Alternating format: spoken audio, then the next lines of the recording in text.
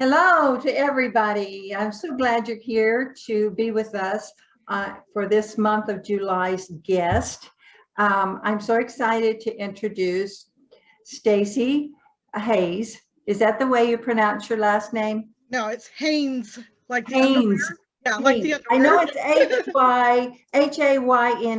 right? That's right. That's right. Okay. Stacey, forgive me. But That's anyway, okay. we're excited to have you here. We really are. Stacey is an award-winning romance writer. And I have to tell you right off the bat, I have to tell you, you've got to watch that video of hers on romancing borrowed time. Oh, I love that video. Oh, it's the neatest video.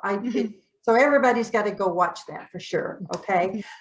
Stacey's going to tell us a little bit about herself. We are two authors, books, and a beverage. We all have our beverage this evening, and we would like to tell you welcome. Welcome and toast. Yes. Yes. Toast. Okay. We also have Stacey's sister here with us to support her sister, Marie. Now, if you've been following along with all our guests, you know Marie Higgins has been a guest of ours. So please go to the top of Facebook where it says media and click on media, then go to the album, go to Stacey's album. You can see some of her books. And go visit Marie Higgins' books again, okay? You can't pass those up. So right now, Mary's here with us to add to our guest and ask questions too, and we're just gonna go for it, Stacey. Let's go. We want to know all about you. Okay. All right. Well, I'm Stacey. I live in Roy, Utah, and my kids. So I'm going to start right now. Forgive me if you hear doors closing, a cat meowing.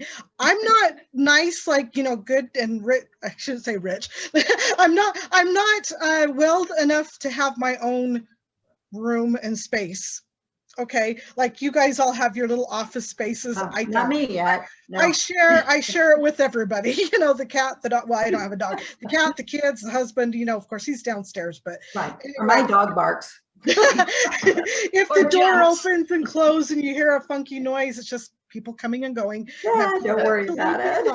But anyway, I live in Utah, and I work full-time as an accounting and payroll specialist, and I work for an aerospace company, and I've been there for 31 years.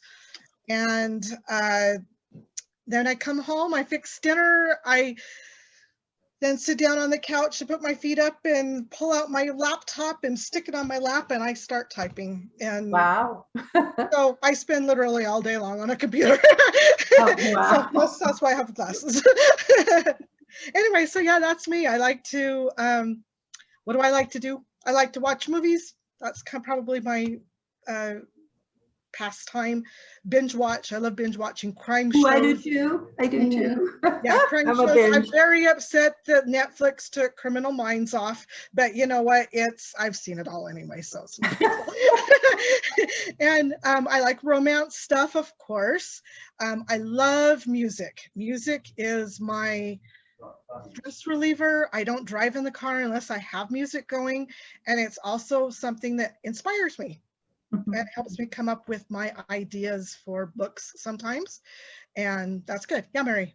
I have a question. Yeah, I'm like, so 2 questions, because now I'm on to the next one. But the first one I was going to ask is, you say you love movies and you pop your feet up and you put your laptop on your lap and you start typing away. Well, how can you watch and type at the same time? I don't. Okay, so that's at a different time. Okay.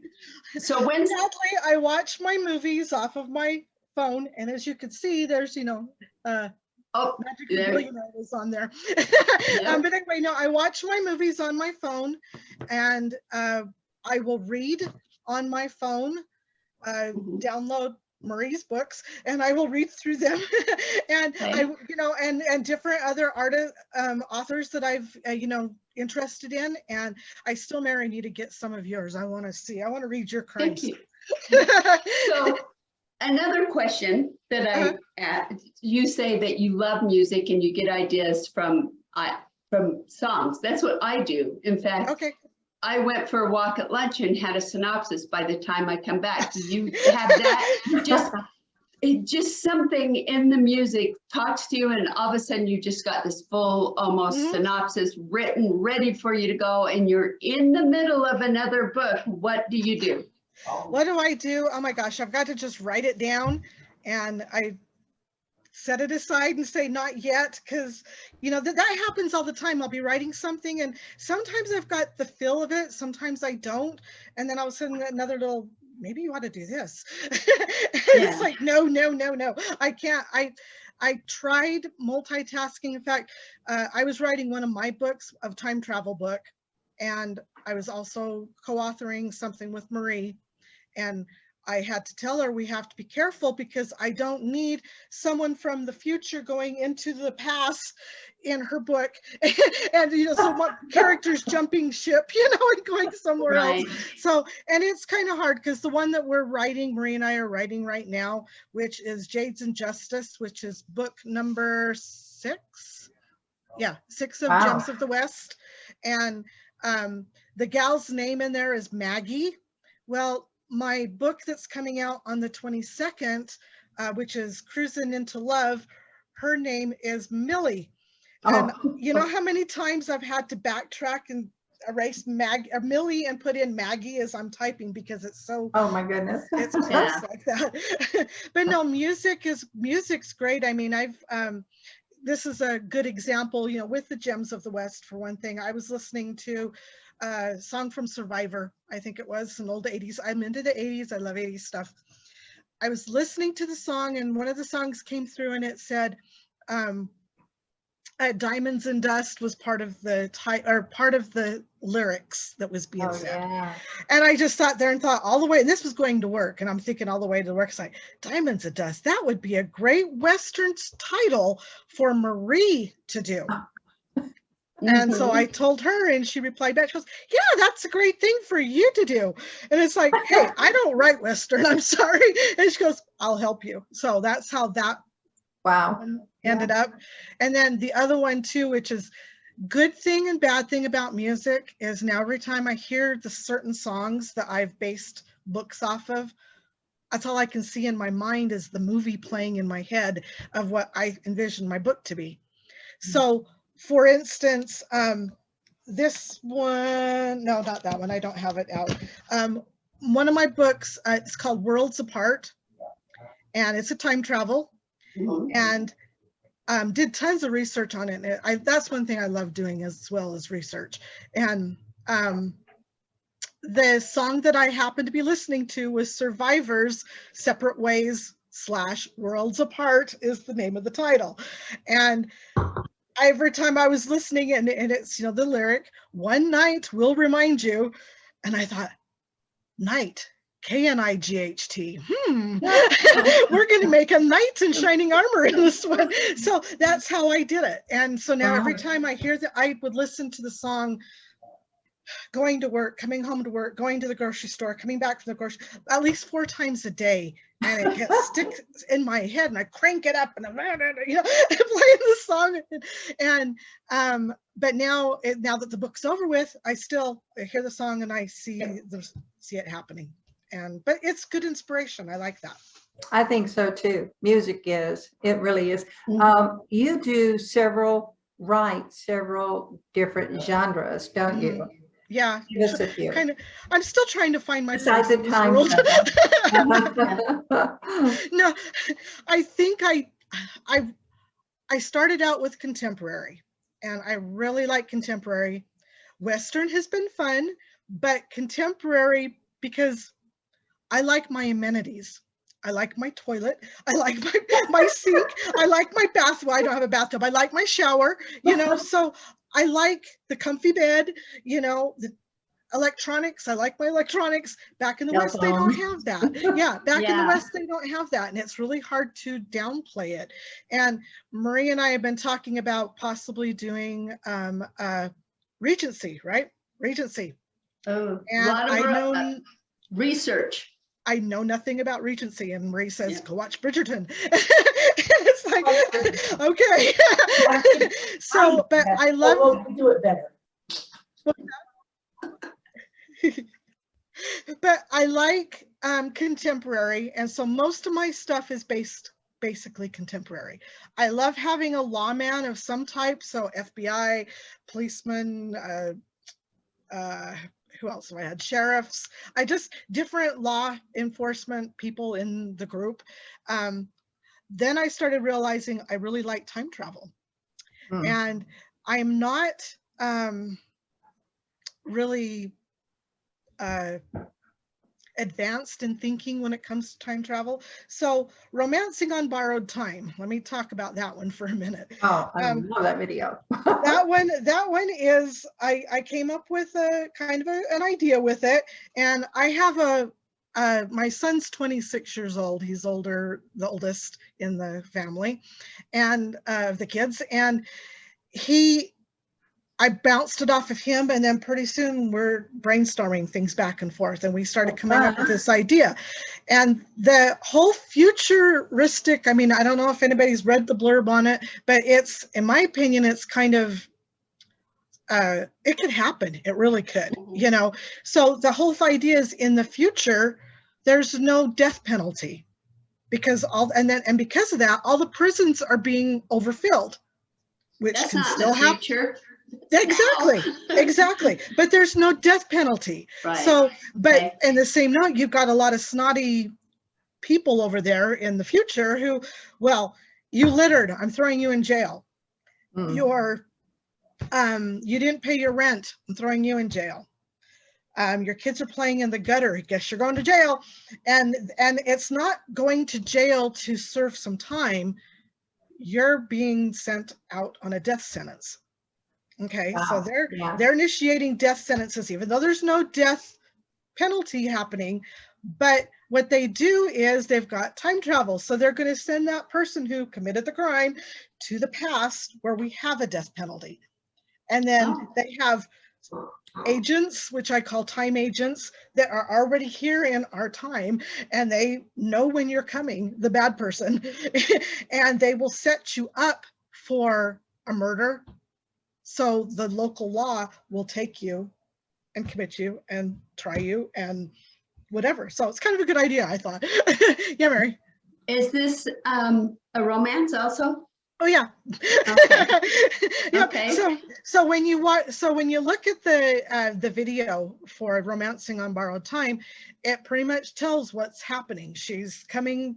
She's coming through, and well, she's a good person, she's not a bad person, but she has to stop it because it's just getting worse in the future. Right. And the cool funny thing about this whole thing is when her and the hero, they start kind of talking about future, you know, her trying to convince him that she is from the future. He thinks she's just crazy, but they're talking, and she starts giving hints of things that are happening in 2020 that happened, you know, with the COVID and different things like that. Right. Well, by the time the story ends, the bad person is put into jail, and he's talking to the guard about how bars are going to close, stores are going to close, and the guy's laughing because this took place in 2016, and he's just laughing his head off. You're crazy, you know. And the guy's like, no, it's really going to happen, I guarantee it. And anyway, it's a perfect, great ending off of that one.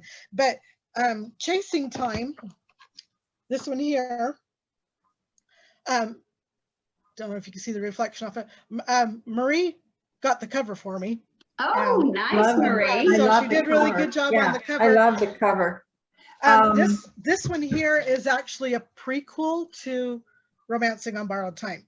Oh, wow. So some of the things they talk about in this one, Romancing on Borrowed Time, is in that one. But I like lots of different jumping around of trying to figure out where I am.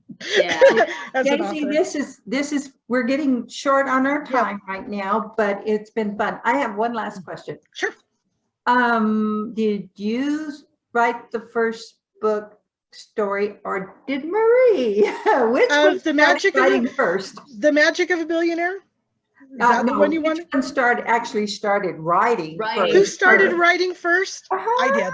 You did. Oh. Stacey did. But I was in elementary school and junior high and was writing silly, crazy things. Okay, silly romances, and I was just doing it because I wanted to. And yeah, back in my mind, I was thinking, one day I'm going to be an author. One day I'm going to be a movie producer. That's what I wanted to be, was a movie producer. Wow. And so it's like Great. one day, and then I got a career, got married, got a career, had kids. Everything went in the back burner.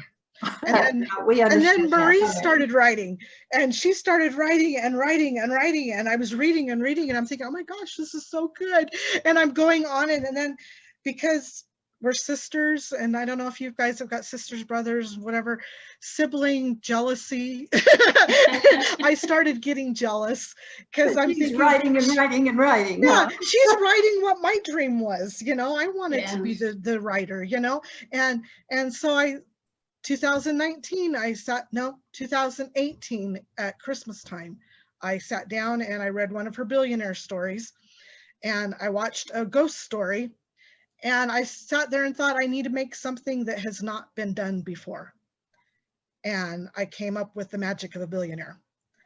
And I came up with the whole story. The whole story was written pretty much. And Wow. I finally, 6 months, almost 5-6 months later, I finally set Marie down, and I sit her down because I knew she was so busy. And it's like, just listen to me. I says, I have an idea. And so I read through it, and I says, what can I do to make it better? And she says, one, put it in third person. And she says, then you got to have a little bit more action-y things happening. And I said, okay, that's cool, And so we parted ways. 8 o'clock morning, the next morning, I get a phone call. I had the day off, thankfully. I'm getting out of bed, and Marie says, she goes, this has never happened to me. She goes, but I've got some ideas going through my head, she says, about your story. And I says, okay. She goes, your characters are talking to me. And I says, oh, that's kind of weird. And she says, yes, very. And she says, this is what I'm going to propose. And I says, what's that? And she says, let's co-author it. And she goes, and we'll get your name out there. And it's like, okay. And so it was probably the fastest book that you've done, because the premise was already put together, and she just had to go in and add here and there. We would brainstorm and came up with a few more things. Had my oldest son, he was helping with action scenes, he was helping with different things like that, and by the time it was done with, we made a masterpiece. I'm sorry. Wow. I'm proud.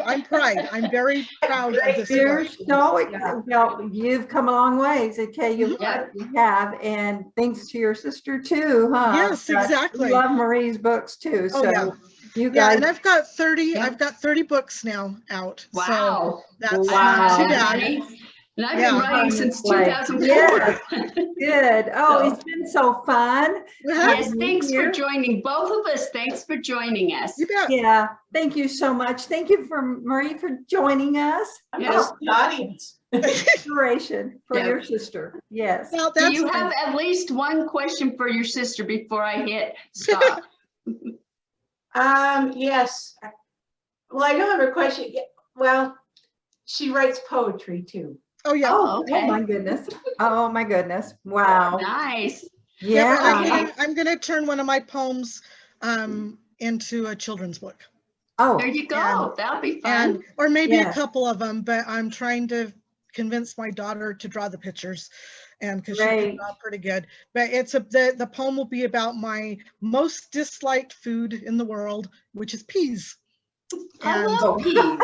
Oh, I know some people will hate the story, but it is a dang cute poem. Oh, we wish you luck on that. Yes. Okay. Okay. We will see you, everyone. and thank you so much for joining us. You bet. Bye. Bye.